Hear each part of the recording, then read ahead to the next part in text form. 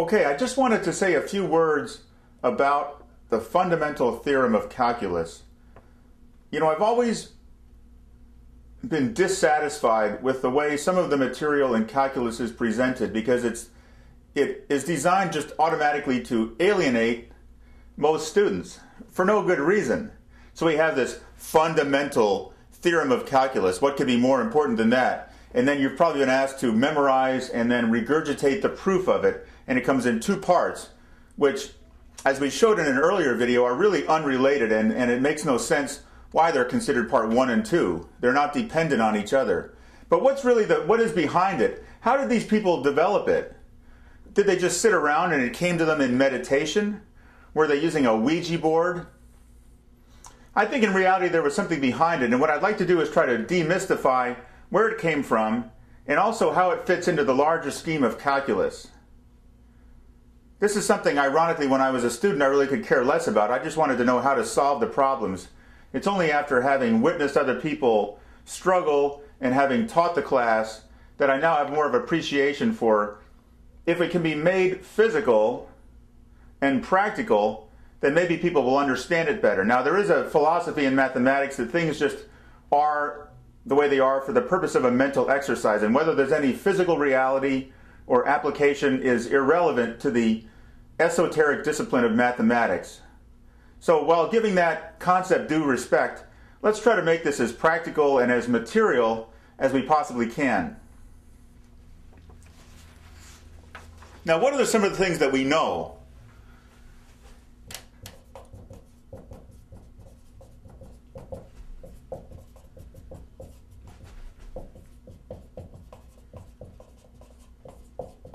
Well, we know that the integral is the limit of a Riemann sum. And in a previous video we showed here how you can start with x squared, and then by taking your intervals and calculating your little rectangular areas and then summing them up and then letting the limit of the number of little rectangular strips go to infinity, we get the exact answer. And we showed that the integral of x squared is equal to 1/3 x cubed. Right? We did not have to use the fundamental theorem to prove this. We did it just by adding areas and taking a limit.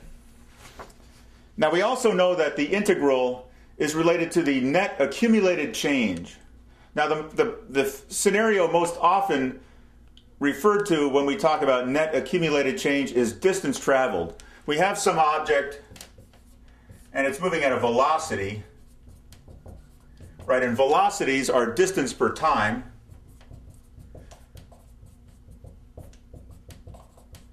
And we want to say after a certain amount of time, how much distance has it traveled?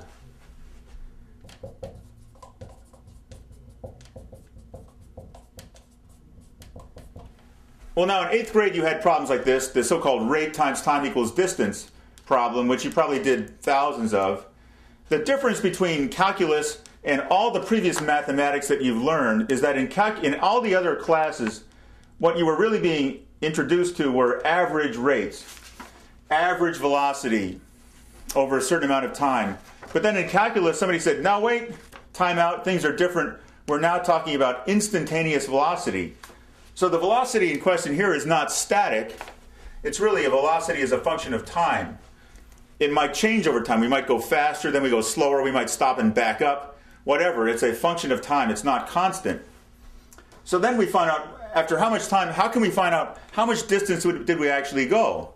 It's the sort of accumulated change, right? I'm going one velocity for 1 nanosecond, and then another velocity for another nanosecond, and another velocity for another nanosecond, and I add all these up. Just like I added up the little strips to find the area under a curve, and I come out with an answer. Right, so we have integral is the limit of Riemann sum. It's the net accumulated change.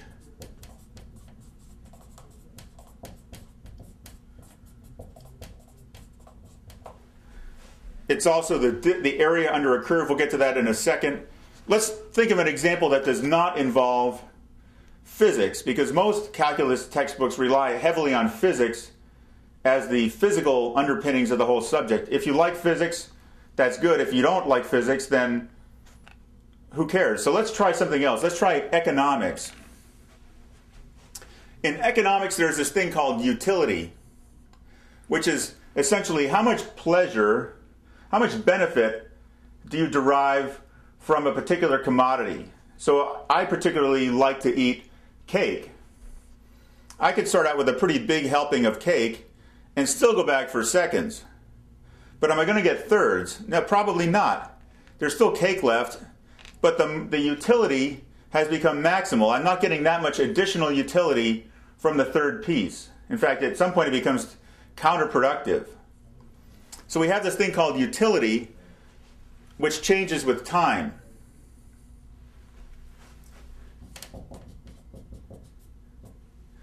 Now there's an economic term called marginal utility, which is the actual instantaneous utility at that moment.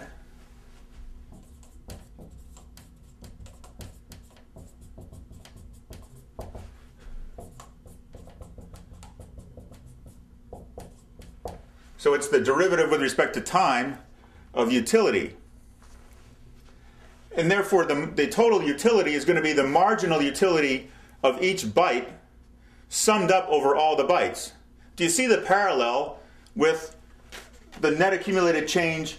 I'm traveling at a velocity for a particular increment and then a different velocity, and the total change of each velocity times time gives me a distance traveled. Here I have marginal utility times byte summed up gives me total utility. Area under the curve, the same thing.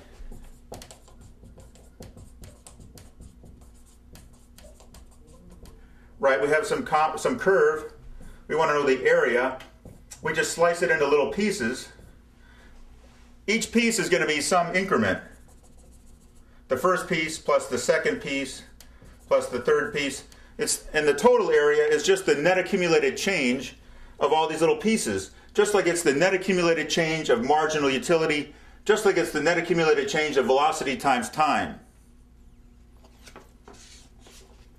So that's the integral, right? It's just a more elegant way to do it. But notice that we showed how to integrate a polynomial of order 2 just by doing a limit of a Riemann sum, net accumulated change of area. We never had to resort to the fundamental theorem. And if I were to refer to the mathematical handbook, up through x equals 10, there are formulas that will give us the corresponding integral. Let me erase the board for a second.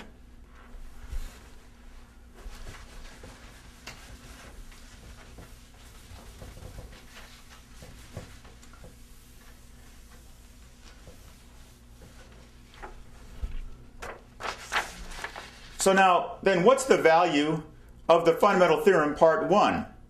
Well, essentially the fundamental theorem part 1, in terms of the elevator pitch, to me is the derivative and the integral are inverse operators, right?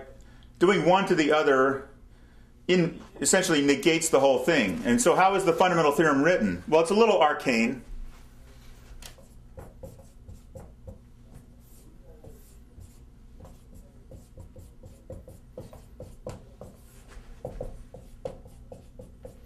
But notice, when you think about it, it's really not that arcane. Now we have this t inside here, and we have an x here, and an x here, which gives us an x here. So you have to ask, why is it t? Why is it not z, or m, or whatever? Well, I'm willing to bet that it's not accidental, and I'll come back to that in a moment. But notice how we have from 0 to x. So we have some net accumulated change of some thing, f of t dt, from 0 to time x, right? So if you were to think of time t as time, accidental that we have t's there? Probably not. The t as time, we're taking the net accumulated change of f from time 0 to time x. Right, that's what this represents, the net accumulated change.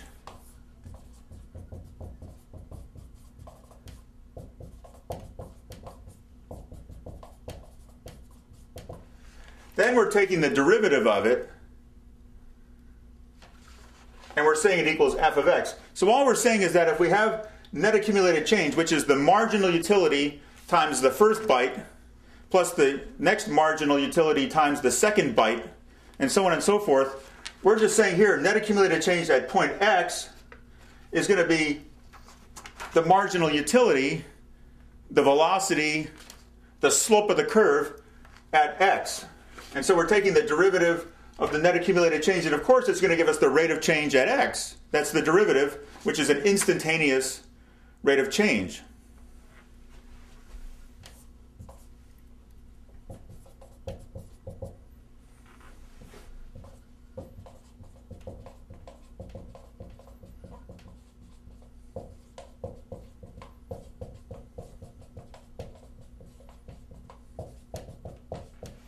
Now, what's the value of x? Why do we not put in some more specific constant or parameter, b, a, whatever? Well, the nice thing about x is that x then can become a variable, and so we're not tied down to a specific point. So we can say, here's our function f. We can say, let x be out here, and then we have the net accumulated change, and so we're having the rate at this point, the slope here, the d dx. Or we can say let x be over here, then we have a different slope. Let me put it in another color. Here's one slope, here's another slope. Or we can say let x be over here, then we have a different slope. But all we're saying is that the slope is going to be f, because we're just taking the derivative at that point of the net accumulated change.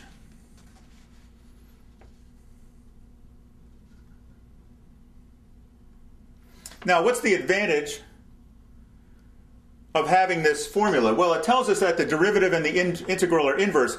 So in order to find the integral of something, we don't have to go through that Riemann sum process, which for some cases is easy to do. For other equations could be extremely tedious and perhaps impossible to come up with a algebraic or so-called closed form solution for the integral. But this gives us a get out of jail free card, because it says as long as we can figure out the thing that when we take the derivative of it gives us f, we're good to go. So we can start with x squared.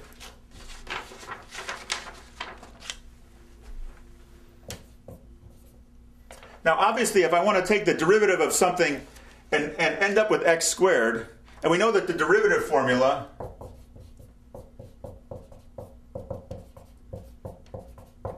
each time we take a derivative of a polynomial, we lose 1 in the power. So if I want to end up with an x squared, I better start with an x cubed, right?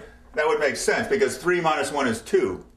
But then we have this n out here, so I would actually end up with a 3x cubed. But that's not what we want. We only want x squared. I would get 3x squared. So we have to instead divide by 3. Right, then we have d dx of x cubed is going to be 3x squared, but we're dividing by 3. So it all figures out. So the power of the fundamental theorem then is that it gives us a get out of jail free card for calculating integrals. We don't have to go through the Riemann sum, each byte times the marginal utility, each time interval times the velocity, each strip times the slope for that strip, which gives us, or the height, which gives us the area. We can just game it, and it's just a matter, it's like a mental exercise. What thing do we have to start with so that when we take the derivative of it, it gives us what we wanted? So that's part 1. In the next video, we'll talk about what's the real significance of part 2.